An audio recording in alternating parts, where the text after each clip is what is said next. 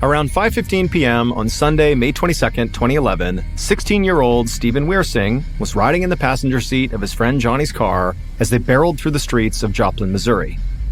It was a perfect spring day. They had the windows rolled down, and their friend Dylan, who was in the back seat, was singing along to the Blink-182 song that was blasting from the radio. And as they drove, Stephen stuck his right arm out the window to feel the wind, and as he did, he admired the tattoo that ran the length of his right forearm. The tattoo spelled Stephen's last name in a style that sort of looked like graffiti. He'd gotten it 2 weeks ago, and although he loved it, his parents did not, and they were still upset that he had actually gotten it. But Stephen didn't really care. Stephen turned around and asked Dylan to pass up the bag of potato chips they'd just bought at the store. Dylan took one more handful and then thrust the bag forward, and as Stephen grabbed the bag, big raindrops began hitting the windshield. Johnny quickly rolled up the windows, and when Stephen looked outside, he noticed the sky had gone from, slightly overcast to now very dark gray. Stephen instinctively turned down the volume on the radio and then said to his friends that it looked like a serious storm was coming. Johnny nodded and said he would start driving back to his house in South Joplin where they could all wait out the storm together. But just 5 minutes later, as Johnny weaved through the back roads of the small city, the drizzling rain became a full-on downpour, and strong winds began to shake the car. Stephen leaned close to the windshield, trying to see through the heavy rain smashing into it to try to help his friend find the correct turn. But then something bounced off the window right in front of Stephen's face, startling him and causing everybody in the car to gasp. Stephen quickly realized that they were all kind of overreacting. It was just a stick that had hit the windshield, and for a second, Stephen wanted to laugh. But then all three boys heard off in the distance the ominous sound of a tornado siren, loud and clear even through the pounding rain. Growing up in a part of the country that's sometimes called Tornado Alley, Stephen and his friends had been through their fair share of tornadoes, and so they'd heard these sirens before. Normally, storms didn't really scare Stephen, but he could already tell that this tornado, was different. It had come on with almost no warning, and now more sticks and rocks were beating the sides of the car, and the gray sky had taken on a sickly orange tint. Johnny, who was white-knuckling the steering wheel at this point, turned to Stephen and Dylan and said, "Hey, we're almost at my house. I'm going to try to outrun the storm." And then Johnny hit the gas, turned right, and the rain actually suddenly stopped. For a moment, all Stephen and his friends could hear was just the urgent wail of the tornado siren. But then this overwhelmingly loud rumbling noise like a jet engine made Stephen suddenly cover his ears. And then pieces of cement and plywood began crashing into the car, this time shattering the passenger side window and filling the car with broken glass. Stephen turned to his friends, absolutely terrified, and he could see from all their looks that they were scared too. And then Stephen realized that the reason the rain had just stopped for a second is because Johnny had just unknowingly driven directly into the path of the tornado. But now there was basically nothing they could do. Johnny continued to try to drive, but the car began to shake harder and harder, and then Stephen felt the entire vehicle literally rise off the ground until none of the wheels were touching the road. Stephen and the others did their best to try to shield their bodies from all the debris flying through the broken window, but as the car began to spin faster and faster in midair, Stephen felt the wind pulling him out of the car. He screamed and his friends grabbed his legs, frantically trying to keep him inside. And then, as suddenly as the car had risen off the ground, it came smashing back down onto the street, landing on its roof and throwing the three teenagers out onto the street. But the tornado was not finished with them yet. Stephen's friends gripped the car to brace themselves against the strong winds, but Stephen had fallen further away from the vehicle, and he was again swept back up into the swirling vortex, this time with no car around him to protect him. Stephen watched as his friends grew smaller and smaller as Stephen was sucked farther up into the air. For just a moment, Stephen was acutely aware of the roaring wind and the debris pummeling him from all sides, and then everything went black.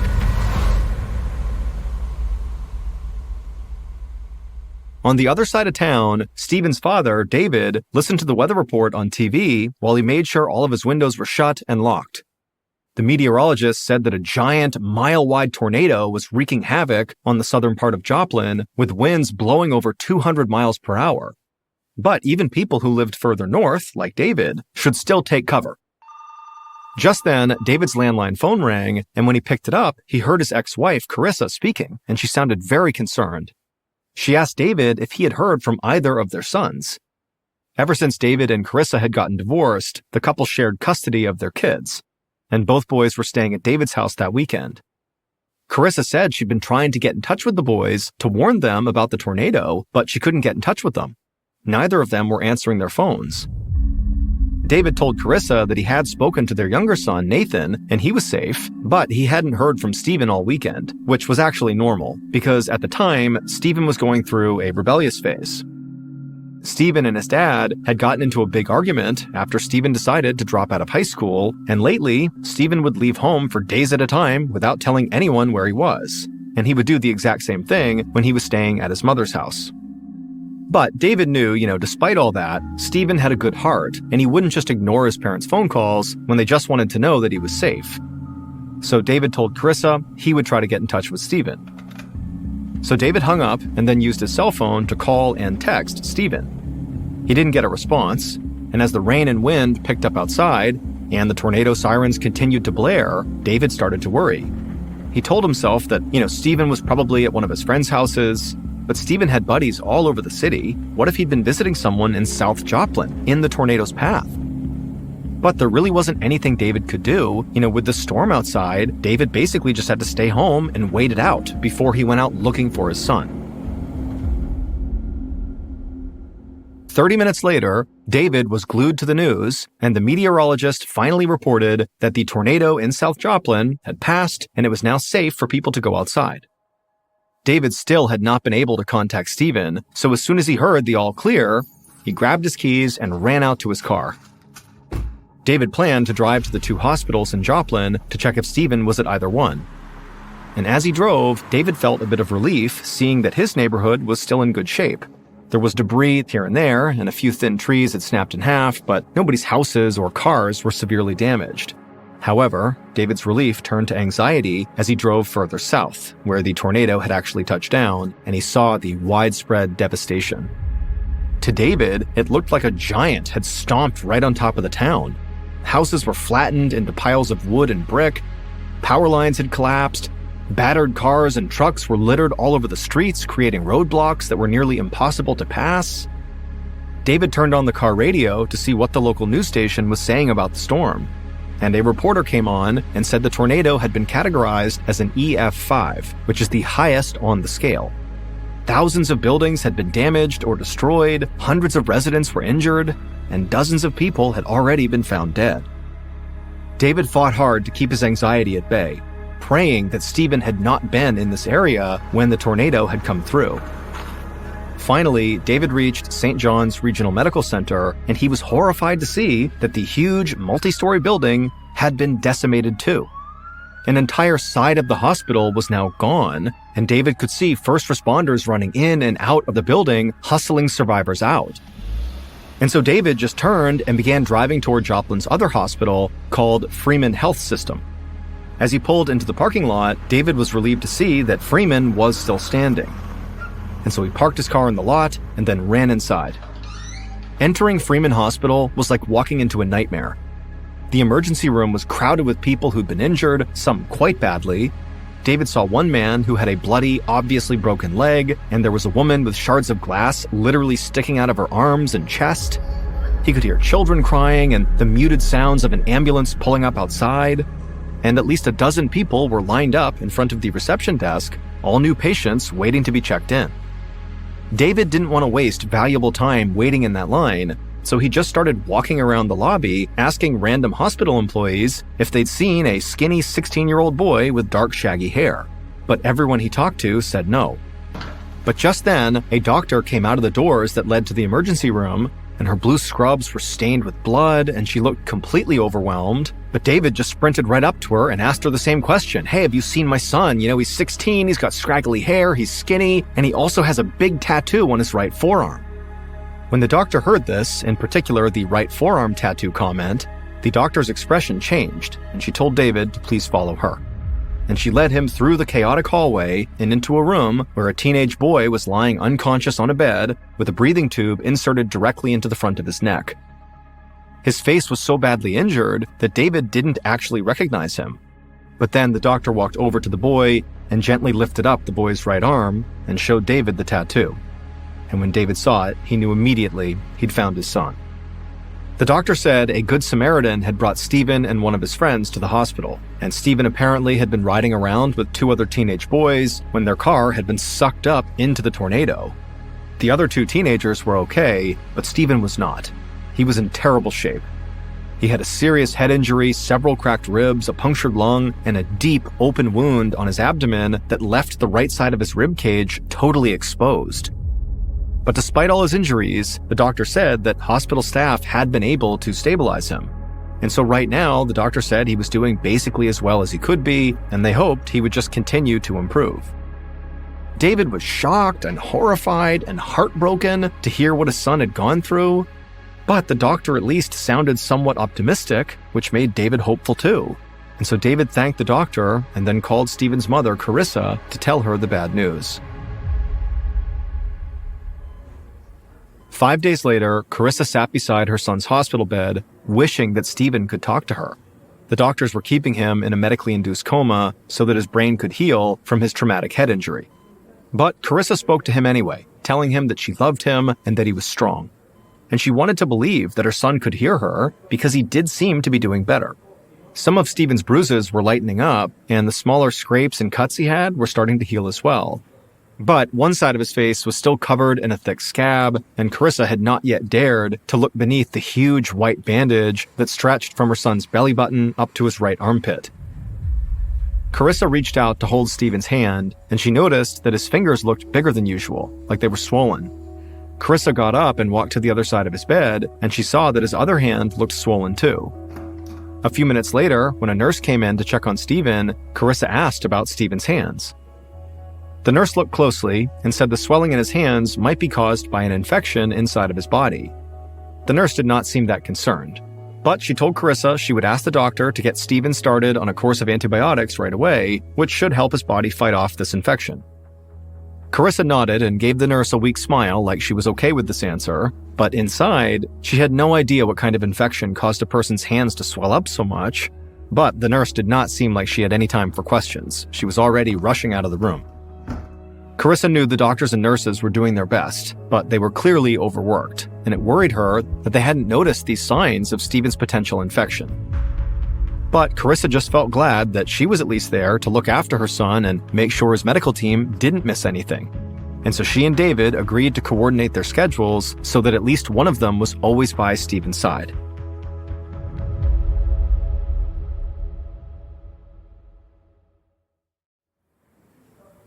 On June 1st, so 3 days after Stephen's antibiotic treatment began, Carissa and David were sitting beside each other on the small couch in Stephen's room when a doctor walked in.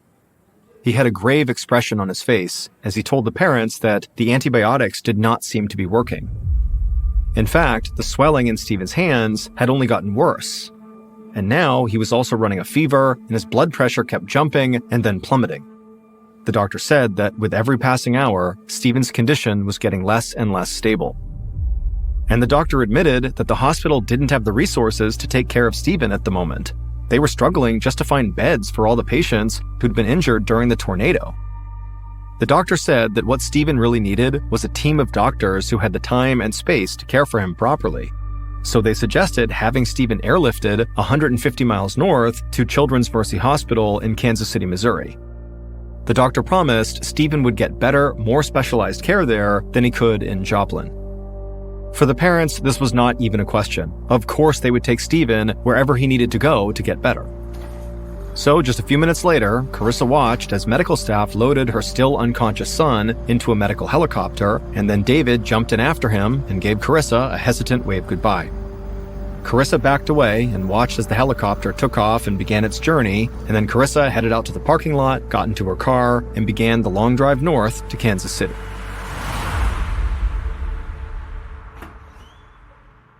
That same afternoon, at the Children's Mercy Hospital in Kansas City, a pediatric infectious disease specialist named Dr. Marianne Jackson stepped into the room where her newest patient had just arrived. Dr. Jackson, who was a very energetic woman, had decades of experience treating children with unidentified infections, which made her the perfect person to take care of Stephen. She'd already been briefed on his condition, so when she went into his room, she was not surprised to see him laying there unconscious with a breathing tube down his throat. Dr. Jackson introduced herself to Stephen's father, who was in the room, and she explained that she was here to figure out what was causing his son's hands to swell up. And then Dr. Jackson walked over to Stephen and looked at his hands, which were definitely still very swollen, but she couldn't see any open wounds on his hands or wrists where an infection could develop. And so Dr. Jackson began to check out the rest of Stephen's injuries. The scabs on his face were healing well, and so too were the cuts and bruises on his arms and legs. That just left Stephen's biggest wound, the one on his abdomen, which was currently covered by a huge white bandage. Dr. Jackson carefully removed that bandage, and even though the doctors from Freeman Health System had warned her about the severity of Stephen's injury, she still was not prepared for what she saw. His entire side was exposed. The skin, fat, and muscle that would normally protect his ribcage had all been ripped away. And then Dr. Jackson noticed that sort of surrounding this horrible wound on his abdomen was this weird, shiny black material that almost looked like patent leather. Dr. Jackson recognized this as dead tissue. Whatever infection Stephen had, it was causing the skin and muscle around the wound to die and turn black. Dr. Jackson knew that this was obviously a very dangerous situation. Dead tissue can be a breeding ground for all kinds of dangerous bacteria, plus it stops wounds from healing properly. Dr. Jackson explained to Stephen's father they would need to bring his son in for surgery immediately. All of that dead black tissue around Stephen's wound would need to be surgically removed as soon as possible. David looked uneasy, but he said, "Okay, whatever you have to do." And then he squeezed his son's hand and told him that he was strong and he was going to be okay. And then a nurse came in and wheeled Stephen away to be prepped for surgery. That evening, in the operating room, Dr. Jackson watched as a surgeon carefully removed sections of the thick black tissue from around Stephen's chest wound. The surgeon cut away as much dead tissue as he could find, but what was left behind didn't look very healthy either. Dr. Jackson could already tell that Stephen was almost certainly going to need another operation after this one. And so after the surgeon was done and began putting a fresh bandage over Stephen's chest, Dr. Jackson took samples of the dead tissue they'd removed and sent them to the hospital lab for analysis. 2 days later, Dr. Jackson was back in the operating room, standing next to the surgeon as he held a scalpel close to Stephen's chest. They had not received the results of tissue analysis from the lab yet, but when Dr. Jackson checked in on Stephen that morning, she realized she had been right. He definitely needed more surgery. Because not only was there more dying and blackened tissue surrounding Stephen's wound, but something even more disturbing was happening. Something that Dr. Jackson had never seen in over 25 years of practicing medicine. Looking down at Stephen's exposed ribs, Dr. Jackson and the surgeon both saw fuzzy black material growing on top of Stephen's bones and into his muscles. Dr. Jackson turned to the surgeon and said it sort of looked like mold. And so whatever infection Stephen had, it was clearly eating away at his flesh and also spreading throughout his chest cavity. And even though Stephen was on huge doses of antibiotics, this infection kept on growing at an alarming rate. Dr. Jackson watched as the surgeon carved away as much of the mold and dead tissue as he could. But still, Dr. Jackson knew this was not sustainable. With each surgery, they were chopping off more and more of Stephen's skin and muscle. And so they couldn't just keep doing that because that would eventually kill him. Plus, this infection appeared to just grow back anyway. But regardless, when the surgeon was finished and Stephen went back to the recovery room, Dr. Jackson briefed his parents about what she and the surgeon had found. She still didn't know what this infection was, but it was clearly very aggressive and was not responding to any of the medications the doctors had tried so far. Dr. Jackson swore she was going to do everything she possibly could to help their son, but she admitted it was going to take a miracle for their son to pull through this. David looked at the doctor with tears in his eyes. He said he didn't understand how this was happening. One moment, Stephen was a perfectly healthy kid. The next, he was injured in this freak tornado accident.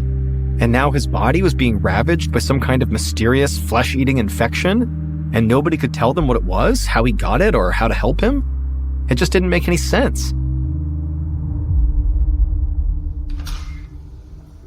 10 days later, Dr. Jackson arrived for her shift at the hospital. She pulled on her white coat and walked down the hallway towards Stephen's room to check on him. But she was not feeling optimistic. Ever since Stephen's second surgery, his condition had just kept on getting worse. The tissue surrounding his wound was slowly dying, and as hard as the hospital staff had tried to keep his wounds clean, that fuzzy black mold just kept coming back. But just before she got to Stephen's room, a lab technician stopped her in the hallway and told her they'd finally gotten the results of Stephen's tissue analysis. This lab report did explain what was causing Stephen's life-threatening infection.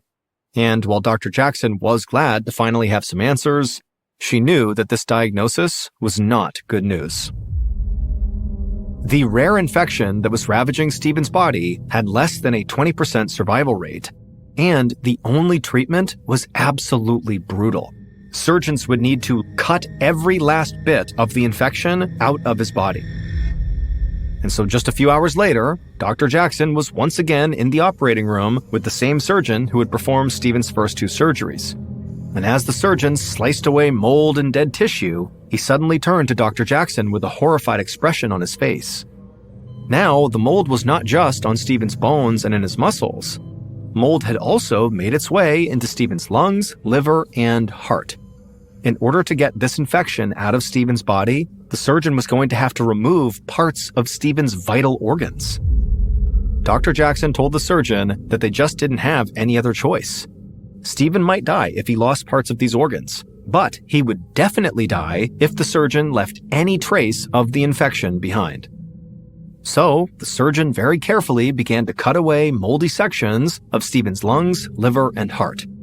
And when the surgery was over, Stephen had lost so much bodily tissue that Dr. Jackson could literally see his internal organs through the gaps in his ribs. She could see his lungs inflate and could see what was left of his heart still beating. And so even though Dr. Jackson wanted to remain optimistic, looking down at the mangled boy, she just couldn't imagine how he was going to survive this. 8 weeks later, in August of 2011, Stephen's mom, Carissa, was curled up on the fold-out bed in Stephen's hospital room, trying her best to relax. She had stayed there almost every night that summer, but she rarely got any sleep. Even after the doctors had removed parts of Stephen's vital organs, the infection kept coming back. And so Stephen had undergone 12 more surgeries to remove mold and dead tissue from inside of his chest. And then, a few days after Stephen's most recent surgery, Dr. Jackson had roused Carissa to tell her that for the first time, the mold had not come back. They had finally cured Stephen's infection. At first, Carissa wanted to celebrate, but then reality came crashing down on her. As doctors worked hard to save Stephen's life, his body had been damaged almost beyond repair. Despite this infection being gone, he might never wake up from his coma. And even if he did, at a minimum, he was going to need multiple reconstructive surgeries and years of physical therapy. And so that evening, thoughts about her son's uncertain future kept Carissa wide awake as usual. And so, needing a distraction, Carissa sat up, grabbed the TV remote, and flipped through the channels until she found MTV, Stephen's favorite channel. And then she sat upright on the hard fold-out bed and reached over to hold her son's hand. Out of the corner of her eye, she could have sworn she saw Stephen move. Carissa turned her head and looked at Stephen, and she saw that she was not mistaken. Stephen was blinking. His eyes were now wide open. For the first time since the tornado nearly 3 months ago, her son was awake. Stephen looked around the room, confused about where he was and what was happening, and then a moment later, he looked right at his mom, and she burst out laughing and crying at the same time, totally overcome with joy.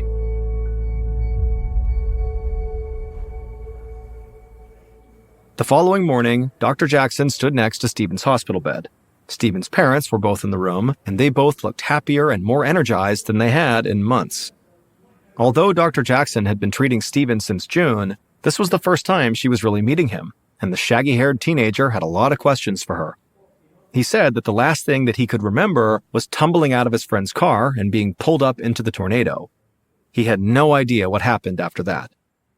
Dr. Jackson told him that the fact that he was alive was a miracle. She explained how terribly injured he'd been after the tornado, but that wasn't even the worst of it. After being hurt, he'd developed this infection that ate away at his skin, muscles, and organs, and very nearly killed him. This incredibly rare infection was called zygomycosis, and it was caused by a fungus that had invaded Stephen's body.